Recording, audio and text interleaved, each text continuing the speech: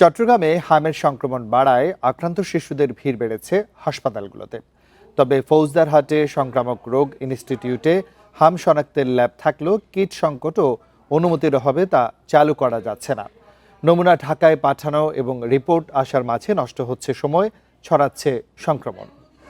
আর জানাতে চট্টগ্রাম থেকে যুক্ত হচ্ছেন সহকর্মী আব্দুল্লাহ রাকিব।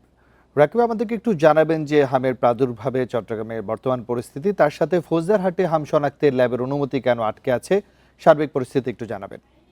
যে আমরা যদি চট্টগ্রামে হামের পরিস্থিতির কথা বলি, এটি আসলে সংক্রমণ অর্থাৎ সাসপেক্টেড যারা রোগী তাদেরকে নিয়ে প্রতিদিনই চট্টগ্রামের হাসপাতালগুলো, বিশেষ করে চট্টগ্রাম সরকারি মেডিকেল কলেজ হাসপাতাল সহ জেনারেল হাসপাতাল এবং বেসরকারি শিশু হাসপাতাল, এই দুটি হাসপাতালেই রোগীরা আসছেন এবং যে লক্ষণগুলো সেই লক্ষণগুলো নিয়ে ভর্তি হচ্ছেন।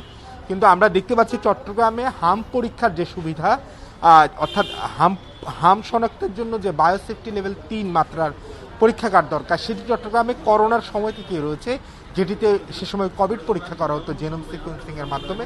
কিন্তু এখন এই সময়ে সেটি প্রয়োজনীয়তা থাকার পরও আসলে কিট সংকট এবং সরকারি যে অনুমতির যে বিষয়গুলো রয়েছে আমলাতান্ত্রিক, সেইগুলোর কারণে এটি আসলে চালু করা যাচ্ছে না। যখনই মার্চ মাসের শেষ দিকে Chattogram Bangladesh institute of tropical infectious যে হাসপাতালটি রয়েছে ফৌজদারহাটে, সেই কর্তৃপক্ষ একটি চিঠি পাঠিয়েছিল স্বাস্থ্য মন্ত্রণালয়ে, কিন্তু সেই চিঠিরও আসলে এখন পর্যন্ত জবাব আসেনি।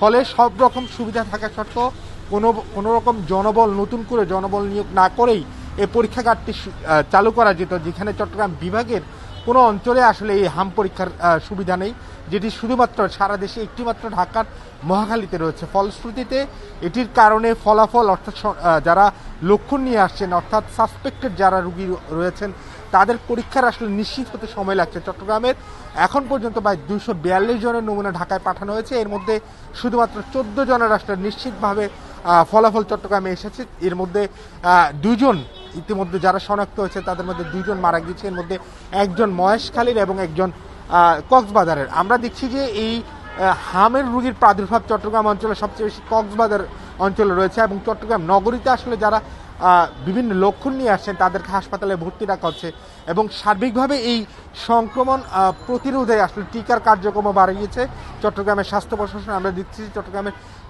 সিভিল সার্জন কার্যালয় থেকে যে উপজেলাগুলো রয়েছে এবং চট্টগ্রামের স্বাস্থ্য পরিচালকের কার্যালয় থেকে কক্সবাজার এলাকার অর্থাৎ বিশেষ করে মহেশখালী, যেখানে আসলে প্রাদুর্ভাবটা বেশি রয়েছে, সেখানেও আসলে তারা এই টিকার আতটি বাড়িয়েছেন। সব মিলিয়ে চট্টগ্রামের যে হামের চিত্র সেটি দিনকে দিন বাড়ছে, কিন্তু সেই তুলনায় অর্থাৎ যে পরীক্ষাগারটি রয়েছে চট্টগ্রাম বিভাগে, অর্থাৎ সারা দেশে ঢাকার পরে যে দ্বিতীয় পরীক্ষাগারটি রয়েছে, এটি আসলে সরকারি অনুমোদনের অপেক্ষায় রয়েছে। সেটি যদি চালু করা সম্ভব হবে তাহলে দ্রুত রোগীদের শনাক্ত করে চিকিৎসা নেওয়া সম্ভব হবে। জি, চট্টগ্রাম থেকে হাম প্রাদুর্ভাবের খবর জানাচ্ছিলেন সহকর্মী আব্দুল্লাহ রাকিব।